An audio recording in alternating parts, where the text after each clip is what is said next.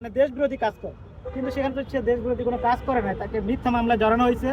এটা তদন্ত করলে আপনারা দেখছেন যে ওখানে যারা ছিল সাংবাদিক, যে পতাকা নিয়ে, পতাকাটা মূলত দুইটা দণ্ড ছিল ওখানে, কিন্তু ওখানে দেখানো হয়েছে একটা দণ্ড। আর মূলত এটা মিথ্যা মামলা। আপনারা যারা সাংবাদিক আছে তারা দেখছেন, জানেন সবই, কিন্তু এই যে মিথ্যা মামলা দিয়ে হয়রানি স্বীকার করা, আমাদের 8 দফা দাবিকে মানে বাস্তবায়ন থেকে সরে মানে আমরা বাস্তবায়ন না করতে পারি, এইটাতে সরে যাচ্ছে, মানে একজনে আটকে দিলে মনে করতেছে যে এই 8 দফার বাস্তবায়ন হবে না। কিন্তু আমরা 3 কোটি সনাতনী এই বাংলাদেশে আছি, আমাদের 8 দফা বাস্তবায়ন না হবে, পরবর্তীতে বড় কর্মসূচি ঘোষণাও আসতে পারে। আচ্ছা, আপনাদের 8 দফাটা কি? 8 দফা হচ্ছে যে প্রথম সংখ্যালঘু সুরক্ষা আইন, আমি ধারাবাহিকভাবে বলতে পারছি না কিন্তু বলতে চাই।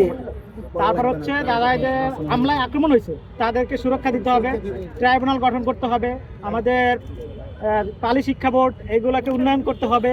তারপর হচ্ছে 5 দিনের ছুটি দরকার বিভিন্ন স্বাধীন দুর্গাপূজায়। তারপর হচ্ছে বিভিন্ন সংখ্যালঘু কমিশন গঠন, এই যে বিভিন্ন ধরনের 8টা দাবি। ঠিক আছে, বাহিনীর যথেষ্ট উপস্থিতি লক্ষ্য করছি। আপনারা যে সমাবেশ করার কথা বলছিলেন, আপনারা কোনোভাবে মানে ভয় পাচ্ছেন বা আসতে দেরি? অবশ্যই আমরা ভয় পাচ্ছি। না না না, আমি বলতেছি যে কলেজ ইউনিভার্সিটি খোলা, তাই হয়তো ক্লাস করে আসতে দেরি হচ্ছে না। আপনারা জানেন কিনা জানি না, চট্টগ্রামে কিন্তু অলরেডি আমাদের শিক্ষার্থীদের উপর এবং সাধারণ মানুষের উপর হামলা চলছে। সারা দেশে হামলা চলছে। এবং সিলেটে আমাদের শিক্ষার্থীর প্রতিনিধিকে তুলে নিয়ে যাওয়া হয়েছে প্রশাসন থেকে, সেখানে ওনাদেরকে জোরপূর্বকভাবে স্টেটমেন্ট দেওয়া হচ্ছে যে আমরা আন্দোলন করবো না। তো সেই ক্ষেত্রে শিক্ষার্থীরা কাদের ভরসায় রাজপথে নামবে? আমরা বৈষম্য বিরোধী আন্দোলনের সময় দেখছি আগে স্বৈরাচারী যে সরকার ছিল তারা শিক্ষার্থীদেরকে আন্দোলনে বাধা দিয়েছে। এখনকার সরকার কেন শিক্ষার্থীদের নামতে দিতে চাচ্ছে না, বাধা দিচ্ছে কেন বারংবার? আর শিক্ষার্থীদেরকে যদি এতই ভয়, তাহলে যে এতদিন ধরে শান্তিপূর্ণভাবে সমাবেশ করছে তাকে কেন রাজপথ থেকে সরানো আটক করা হলো? আচ্ছা, কালকে আমরা দেখেছি যে সন্ধ্যার পর আপনি ছিলেন কিনা কালকে সন্ধ্যা? আচ্ছা, কালকে আসলে কি হয়েছে যদি আমরা টিভি অফিসের সামনে প্রথম অবস্থানরত ছিলাম শান্তিপূর্ণভাবে। আমরা শুধুমাত্র তথ্য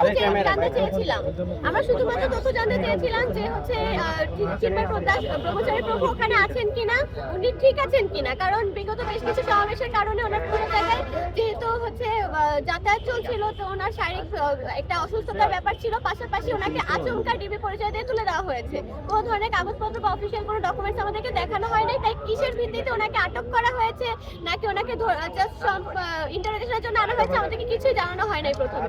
সেই কারণে শুধুমাত্র আমরা বলেছিলাম যে হচ্ছে ওনারা আমাদেরকে একটা সঠিক সুষ্ঠু তথ্য দিন, কিন্তু ডিবি অফিসে আমাদেরকে কোনো তথ্য দেওয়া হয়নি। যার কারণে পরবর্তীতে আমাদের বিভিন্ন ধর্মীয় সংগঠনের নেতৃবৃন্দ এবং ঢাকা বিশ্ববিদ্যালয়ের জগন্নাথ হলের শিক্ষার্থীবৃন্দ সহ বিভিন্ন কলেজ বিশ্ববিদ্যালয়ের শিক্ষার্থীরা মিলে শাহবাগে শান্তিপূর্ণ অবস্থান নিয়েছিল শুধুমাত্র, কিন্তু সেখানেও তাদের উপর হামলার শিকার হয়েছে। এবং তার ভিত্তিতে যদি আজকে চিন্ময় প্রভুকে আমরা ফেরত না পাই, নিঃশর্তভাবে ওনাকে মুক্তি দেওয়া না হয় বা জামিনে নামঞ্জুর করা হয়, সেক্ষেত্রে যারা কালকে হামলার শিকার হয়েছে তারা আজকে মামলা দায়ের করবে। আচ্ছা, গতকালকে যারা হামলা করেছে শান্তিপূর্ণভাবে আজকে অবস্থান কর্মসূচি পালন করতে আমরা শান্তিপূর্ণভাবে প্রথম থেকে কর্মসূচি ঘোষণা করে এসেছি, কিন্তু শান্তিপূর্ণ সমাবেশের একটা নেতৃত্বের প্রয়োজন হয়, যে নেতৃত্বটা এতদিন ধরে চিন্ময় দাস ব্রহ্মচারী প্রভু দিয়ে এসেছিলেন। এখন যেহেতু ওনাকে আপনারা আটক করে রেখেছেন প্রশাসন এবং আইন শৃঙ্খলা বাহিনী, তো সেক্ষেত্রে বলা যায় যে এখন যদি কোনো ধরনের নাশকতা ঘটে তার দায়ভারও সরকারকে এবং আইন শৃঙ্খলা বাহিনীকে নিতে হবে। আপনাদের তো 3টা শুরু হওয়ার কথা, এখন তো 4টা বাজে, সন্ধ্যা লেগে যাবে। আমাদের ঢাকা সহ বাংলাদেশের বিভিন্ন জায়গাতে প্রোগ্রাম চলমান ছিল বা আমরা কর্মসূচি ঘোষণা করেছি, কিন্তু চট্টগ্রামে